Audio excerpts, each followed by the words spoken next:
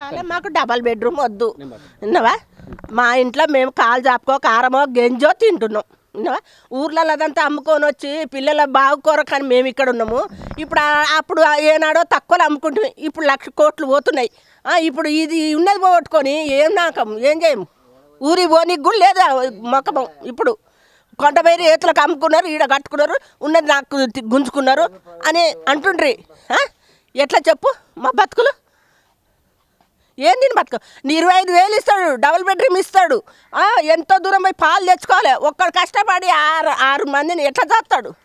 సంవత్సరం కాలే మా ఆయన పోయిన సంవత్సరం కాకముందుకు ఇల్లు తీస్తాడు. 40 ఏళ్ళు కట్టుకొని మేము రూపాయి కూడా పెట్టుకొని ఇళ్ళలో పని చేసి 3 పిల్లల పెళ్ళిళ్ళు చేసి ఇవాళ తీస్తా అంటావు.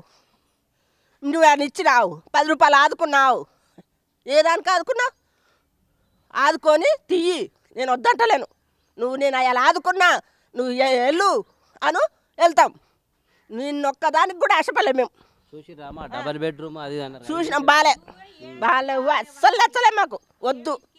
నువ్వా ఆ ఇంట్లోనే ఉంటాం, కారమో గెంజో తింటాము, మా ఇంట్లో మేమే ఉంటాం అయ్యా. విన్నావా. ఈ పిల్లలు తెలవక ఏడుస్తున్నారు. విన్నావా. నాని అక్కడ పోతామా, వద్దు మనం ఇక్కడనే ఉందామా అని ఏడుస్తున్నారు. పిల్లలకి ఏం సమాధానం చెప్తాము? పిల్లలకి ఏం సమాధానం చెప్తావు? వద్దని ఏడుస్తున్నారు. తెల్లన్నాక నిద్ర లేదు. మా ఇల్లు మాకు కావాలి అంతే. మిమ్మల్ని ఏమి అడుగుతలేము, ఏం చేస్తలేము.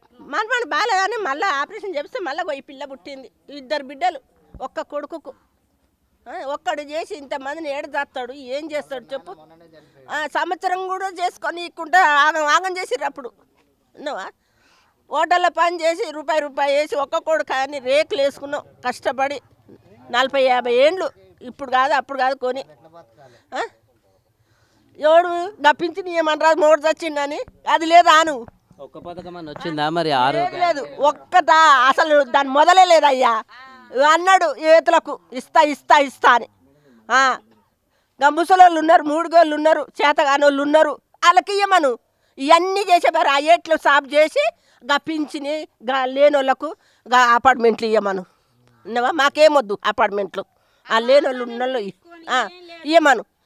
కానీ నేనైతే ఎక్కడ ఉన్నా, ఆయన బాగలేని పిల్లగాడు కావాలంటే చూపిస్తా. ఎదగని పిల్లగాడు ఒక్క కొడుకు బాగలేడు. మళ్ళీ చేపిస్తే మళ్ళీ ఆపరేషన్ 1,00,000 రూపాయలు అప్పు తెచ్చి పెట్టినాం. ఓడి పెడతాడు ఇప్పుడు.